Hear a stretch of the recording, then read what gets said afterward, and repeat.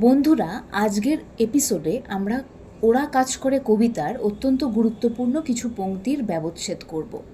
এই প্রশ্নগুলো পরীক্ষার জন্য যেমন জরুরি, কবিতাটা বোঝার জন্যেও তেমনই অপরিহার্য। ওরা কাজ করে কবিতার গত এপিসোডে আমরা পুরো কবিতাটাকে বিশ্লেষণ করেছি, কবিতাটার পুরো সারমর্ম নিয়ে আলোচনা করেছি। আজকে প্রশ্ন উত্তর পর্বে যাওয়ার আগে ছোট্ট করে আমি সারাংশটা সকলের কাছে একবার পরিষ্কার করে দিচ্ছি। কবিগুরু রবীন্দ্রনাথ ঠাকুরের আরোগ্য কাব্যগ্রন্থের অন্তর্গত ওরা কাজ করে একটি মানবতাবাদী কবিতা, যেখানে কবি সাধারণ শ্রমজীবী মানুষের অদম্য কর্মস্পৃহা ও সভ্যতার ধারক হিসেবে তাদের অবদানের কথা তুলে ধরেছেন। দীর্ঘ রোগভোগের পর কবি উপলব্ধি করছেন, যুগে যুগে রাজ সম্রাটরা আসলেও প্রকৃত নির্মাণ শ্রমিকরাই করে, যা চিরকাল ইতিহাসের ধারাকে সচল রাখে। কবি দেখেছেন শ্রমিকের জয়গান, সাম্রাজ্যলোভী পাঠান মোগলরা ধুলো উড়িয়ে বিজয় পতাকা ওড়ালেও সাধারণ শ্রমিকরাই যুগ যুগ ধরে কাজ করে সভ্যতাকে টিকিয়ে রেখেছে। এখানে কবি ইতিহাসের প্রেক্ষাপট তুলে ধরেছেন।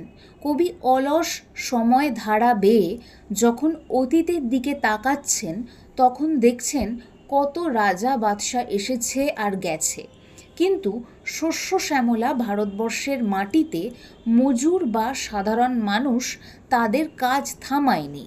শত শত সাম্রাজ্যের ভগ্ন শেষের ওপর দাঁড়িয়েই শ্রমিকরা নতুন করে সৃষ্টির কাজ চালিয়ে যায়।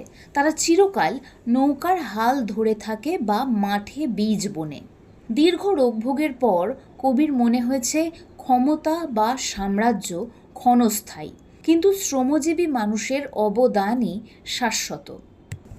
কবিতাটিকে বলা যেতে পারে কবি সাধারণ মানুষের কর্মজীবনকে বা আমাদের প্রত্যেকের জীবনের সাথে যে কর্ম ওতপ্রোতভাবে জড়িয়ে রয়েছে এই বিষয়টাকে সম্মান জানিয়েই এই কালজয়ী সৃষ্টিটি রচনা করেছেন।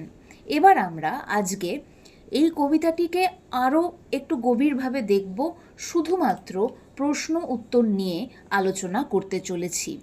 আজকের প্রথম প্রশ্ন, কবি বলছেন অলস সময় ধারা বেয়ে। কবি এই অলস বলছেন কেন?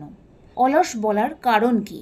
কবি সময় ধারাকে অলস বলেছেন কারণ মহাকাল বা সময়ের কোনো তাড়া নেই, সে অত্যন্ত ধীর গতিতে নিঃশব্দে বয়ে চলে। মানুষের তৈরি সাম্রাজ্য বা রাজাদের দাপট সময়ের কাছে অতি তুচ্ছ বিষয়। সময় কোনো ব্যস্ততা ছাড়াই নীরবে বড় বড় রাজবংশকে ধুলোয় মিশিয়ে দেয়, তাই তাকে অলস বলা হয়েছে। এখানে ইতিহাসের দীর্ঘ পরিক্রমার কথা বলা হয়েছে, যেখানে শত শত বছর এক মুহূর্তের মতো বয়ে যায়। দ্বিতীয় প্রশ্ন, কবি বলছেন কারা দলে দলে এসেছে। এই দলে দলে এসেছে এটা বলার কারণ কি? কাদের কথা বলা হয়েছে? এখানে দলে দলে এসেছে মানে সাম্রাজ্যলোভী বিজেতা বা বিজাতীয় আক্রমণকারীর দলকে বোঝানো হয়েছে। স্পষ্টভাবে উদাহরণ দিয়েছেন কবি পাঠান মোগলদের কথা। তারা বিজয় রথে চড়ে অজেয় শক্তি নিয়ে ভারতে এসেছিল এবং দীর্ঘকাল নিজেদের আধিপত্য কায়েম করেছিল। আমাদের তৃতীয় প্রশ্ন, পথ লৌহ বাঁধা কেন? এর তাৎপর্য কী? লৌহ বাঁধা পথ এর আক্ষরিক অর্থ হল পাথরের শক্ত রাস্তা বা সুদৃঢ় পরিকাঠামো, কিন্তু রূপক অর্থে এটা রাজাদের কঠোর ও অনমনীয় শাসন ব্যবস্থাকে বোঝাচ্ছে। তাৎপর্য বলতে গিয়ে আমরা কি বলবো? রাজারা মনে করেন তাদের তৈরি এই শাসন ব্যবস্থা বা সাম্রাজ্যের ভিত লোহার মতোই মজবুত, যা কেউ ভাঙতে পারবে না। কিন্তু কবি দেখিয়েছেন সময়ের অমোঘ নিয়মে সেই লৌহ কঠিন পথও একদিন জীর্ণ হয়ে ধুলোয় মিশে যায়। অর্থাৎ অহংকার ও বাহুবল কখনোই চিরস্থায়ী হয় না। আমাদের পরের প্রশ্ন হলো অনল নিঃশ্বাসী রথ। এর অর্থ কী? এর তাৎপর্য কী? এটা যুদ্ধের যে ধ্বংসাত্মক রূপ তাকে বোঝানো হয়েছে। এটা একটা প্রতীকী শব্দগুচ্ছ, যা যুদ্ধের মধ্যে দিয়ে এই যে পাঠান মোঘলরা, ইংরেজরা আমাদের ভারতবর্ষে এসেছিলেন, তারা সমগ্র ভারতবর্ষকে অত্যাচার করে প্রচণ্ড দলাদলি করে এই ভারতবর্ষের ওপরে অধিকার কায়েম করার চেষ্টা করেছেন। এই পুরো বিষয়টা শান্তিপূর্ণ নয়, প্রচণ্ড ধ্বংসাত্মক, অনল নিঃশ্বাসী রথ। অর্থাৎ রথটা যেন এমন নিঃশ্বাস ফেলছে যার প্রতি আগুন ঠিকরে বেরোচ্ছে, আর সেই আগুনে সমগ্র সভ্যতা দাউ দাউ করে জ্বলছে, সব ধ্বংস হয়ে যাচ্ছে। এটা একটা প্রতীকী শব্দগুচ্ছ বা বর্ণনা। প্রাচীনকালে বা মধ্যযুগে শাসকরা যখন যুদ্ধ করতে আসতেন, তখন তাদের রথ বা বাহিনী আগুনের মতো ধ্বংসলীলা চালাতো। এই শব্দটির মধ্যে দিয়ে কবির রক্তক্ষয়ী সংগ্রাম, ধ্বংস আর ক্ষমতার দাপটকে বুঝিয়েছেন। শাসকরা যুদ্ধের আগুন জ্বালিয়ে রাজ্য জয় করেন এবং প্রজাদের ওপরে আধিপত্য বিস্তার করেন। কিন্তু কবিতার গভীরে কবি এই বার্তাই দিয়েছেন যে এই অগ্নির তেজ সাময়িক, যুদ্ধের আগুন নিভে যায়, শাসকরা হারিয়ে যায়, কিন্তু সাধারণ মানুষের জীবন প্রবাহ সেই ধ্বংসস্তূপের ওপর দিয়েই নতুন করে বয়ে চলে। তাহলে দেখলে তো, লোহার মতো শক্ত পথ বা আগুনের মতো রথ, কোনোটাই মহাকালের কাছে টিকতে পারেনি। টিকে আছে শুধু সেই মানুষেরা যারা মাঠে ধান বনে, নদীতে নৌকা বায়। এটাই হলো রবীন্দ্রনাথের জীবন দর্শন। এবার আমরা পরবর্তী প্রশ্নের দিকে তাকাবো। পরবর্তী প্রশ্নের জন্য 4টে লাইন আমি তুলে ধরব। মাটির পৃথিবী পানে আঁখি মেলি জব, দেখি সেথা কলো কলো রবে, বিপুল জনতা চলে নানা পথে নানা দলে দলে, যুগ যুগান্তর হতে মানুষের নিত্য প্রয়োজনে, জীবনে মরণে। এই মাটির পৃথিবীতে কবি কি দেখেছেন? আগের প্রশ্নের উত্তরে আমরা দেখলাম যে রাজশক্তি আর সময়ের দ্বন্দ্ব এসে উপস্থিত হয়েছে। এবার আমরা দেখব মাটির পৃথিবীর সেই আসল কারিগরদের, যাদেরকে কবি খুব কাছ থেকে প্রত্যক্ষ করেছেন। মাটির পৃথিবীর দিকে চোখ মেলে কবি দেখেছেন এক অবিরাম কর্মমুখরতা। তিনি দেখেছেন যুগের পর যুগ ধরে এক বিশাল জনস্রোত নানা পথে নানা দলে বিভক্ত হয়ে সামনের দিকে এগিয়ে চলেছে। রাজাদের সিংহাসন বদলায়, কিন্তু মাটির পৃথিবীর এই চিরন্তন চলার ছন্দ কখনো থেমে থাকে না। মহাশূন্যে কবির চোখে কি ধরা পড়েছে? মহাশূন্যের প্রেক্ষাপটে কবি দেখেছেন ইতিহাসের উত্থান পতন। তিনি লক্ষ্য করেছেন যে আকাশ ছোঁয়া অহংকার নিয়ে আসা রাজশক্তিগুলো সময়ের শূন্যতায় মিলিয়ে যায়। মহাশূন্যের সেই অসীম স্তব্ধতার মাঝে কেবল টিকে থাকে সাধারণ মানুষের সম্মিলিত কলরব, যা জীবনকে সচল রাখে। অর্থাৎ ক্ষমতার শূন্যতা বনাম কর্মের পূর্ণতাই কবির চোখে ধরা পড়েছে। এই বিপুল জনতা, এরা কারা? তারা কি করে? বিপুল জনতা বলতে কবি ভারতের তথা পৃথিবীর কোটি কোটি সাধারণ শ্রমজীবী মানুষকে বুঝিয়েছেন। এর মধ্যে রয়েছেন কৃষক, তাঁতি, জেলে, মজুর এবং খেটে খাওয়া সাধারণ মানুষ।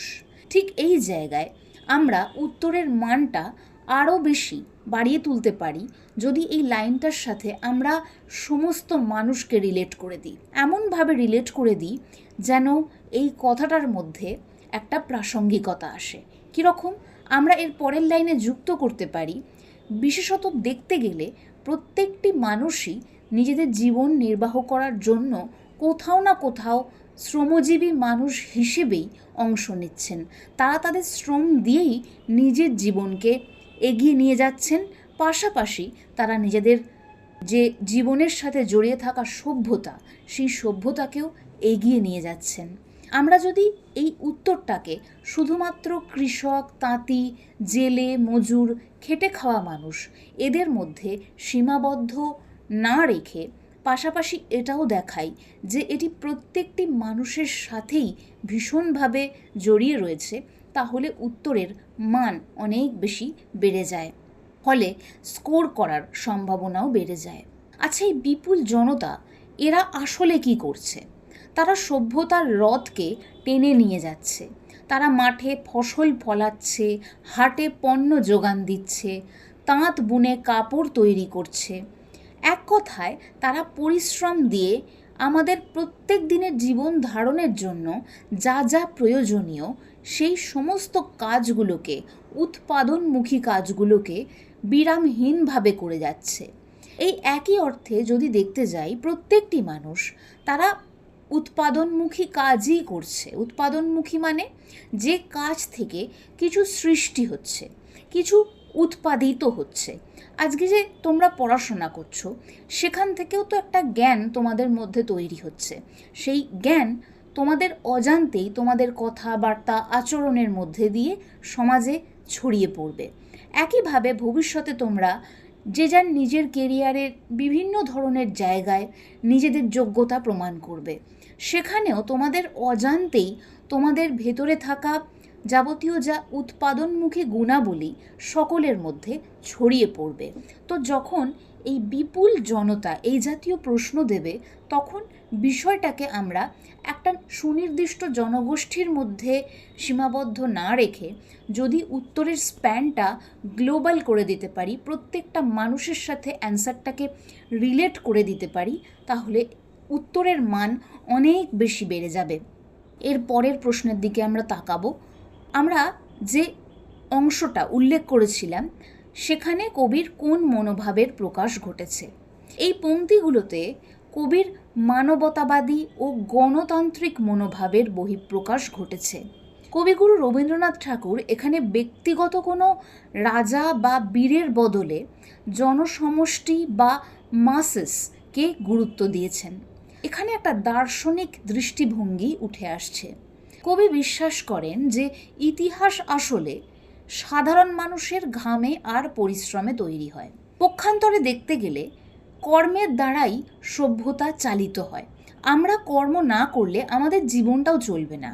একইভাবে যদি সাধারণ মানুষেরা কাজ না করে, তারা যদি বলে যে আমি আর পরিশ্রম করব না, তাহলে পুরো সভ্যতাটা ধসে যাবে।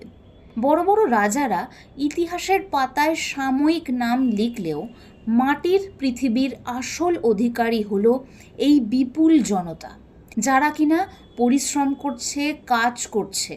তারা কবির এই দৃষ্টিভঙ্গিতে সাধারণ মানুষের প্রতি, কর্মের প্রতি শ্রদ্ধা এবং গভীর মমতা প্রকাশ পেয়েছে। এই উত্তরগুলো থেকে আমরা বুঝতে পারছি যে রবীন্দ্রনাথ ঠাকুর তার শেষ জীবনে এসে সাধারণ মানুষের শক্তির উপরে সবচেয়ে বেশি ভরসা করেছিলেন। ক্ষমতার দাপট নয়, বরং মাটির মানুষের সম্মিলিত কাজই যে পৃথিবীকে বাঁচিয়ে রাখে, এটাই এই কবিতার মূল শিক্ষা। আগামী ভিডিওতে আমরা বাদবাকি যে পংক্তিগুলো রয়েছে, লাইন্সগুলো রয়েছে, সেগুলোর আবার কিছু নিয়ে খুব গুরুত্বপূর্ণ প্রশ্নোত্তরের দিকটি তুলে আনবো। আজকের মতো ভিডিওটি এই পর্যন্তই। আমাকে জানান যে এর মধ্যে কোন উত্তরটা আপনাদের সবচেয়ে বেশি ভালো লেগেছে এবং আপনার এই উত্তরগুলো নিয়ে কী মত, এই প্রশ্নগুলো নিয়ে কী মত।